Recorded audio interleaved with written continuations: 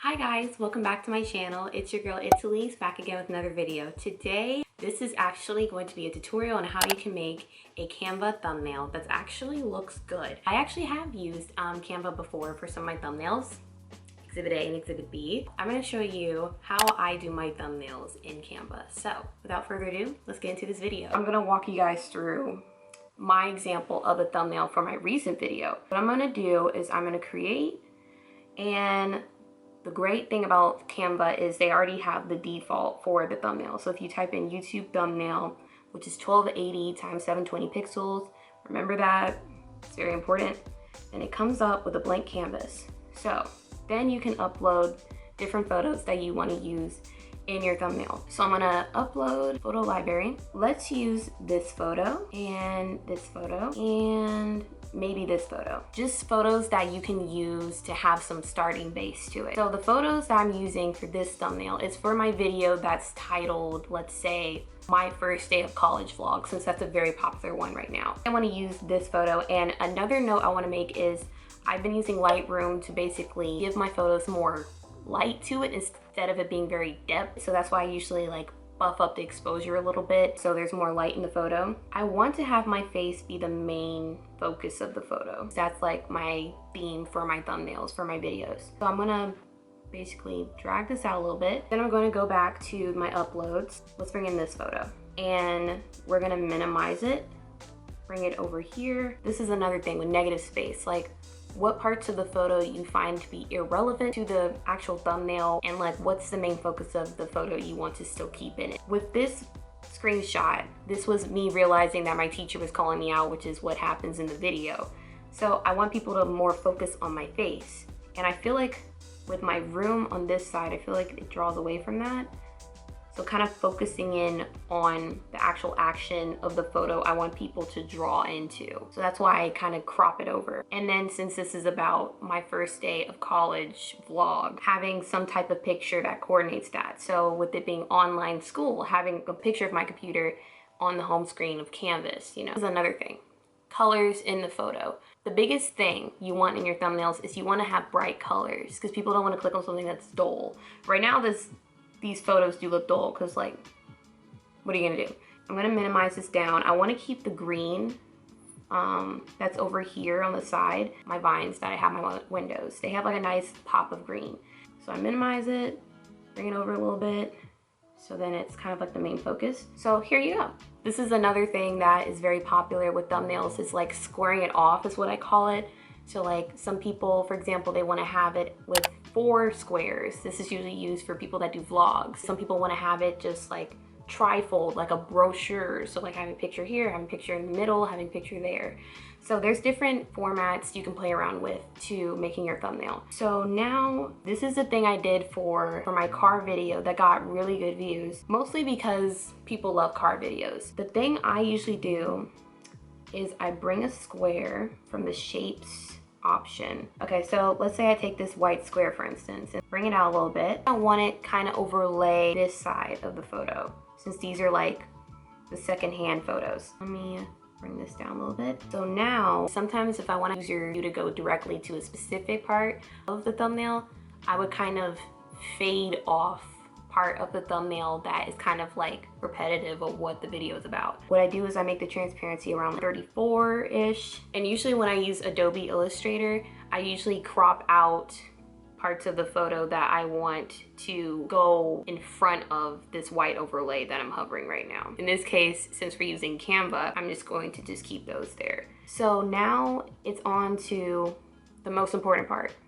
What are the words you want to put on it? It's call outs, which is a specific event or topic from the video that you want it to be the main focus of your video, that you want people to be more intrigued by.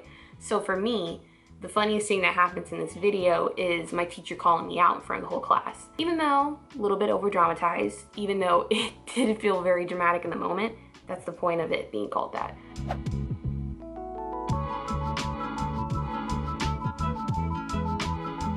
Okay, here we go. So let's say teacher calls me out. And I want to put that in all caps. So teacher calls me out. Since you want it to be like the big thing that people see when they come across a thumbnail, you can make it a bit bigger and put it here. So now the colors. What color do I think would coordinate with the photos that I already have on this thumbnail? What I imagine is having another rectangle and maybe making it white and putting it behind the black words. So bring this out, bring this here, and then position, send it back. Cool, yeah. And then I'm gonna zoom in a little bit more so then I can align it better. Currently trying to align this rectangle a little bit more. Then I'm gonna put teacher calls me out on top. Cool. So now what I wanna do, I kinda wanna add some doodles. I do this sometimes on some of my thumbnails. I go to line option and I pick this black line I just got here, make it white, or make it blue to bring it some color in this thumbnail. And I think there's a way to make it bigger.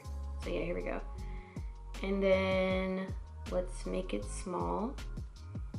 Turn it here. This is kind of like, for the effect, imply a call out, implying the teacher calls me out from the computer type of thing. So let me make 2 of these so it makes sense of what I'm trying to say. And then do that one again. Turn it around. And I realize I don't like the blue. So what I'm gonna do is I'm just gonna change it to white so it goes with the white rectangle that's at the top. So make that white, make that white, and make that white. Okay.